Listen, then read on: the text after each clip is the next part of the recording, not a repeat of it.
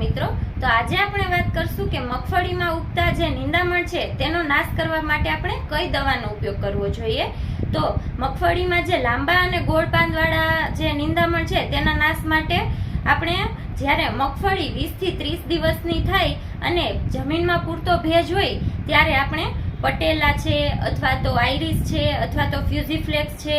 અથવા સાકેત અને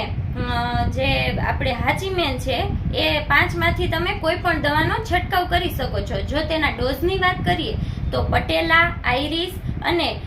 જે ફ્યુઝીફ્લેક્સ છે તેનો ડોઝ છે 40 ml પ્રતિ પંપ અને સાકેતનો ઉપયોગ કરતા હોય તો તેનો ડોઝ છે 80 ml પ્રતિ પંપ અને હાચીમેનનો ડોઝ છે 17 ml પ્રતિ પંપ। અને જો તમે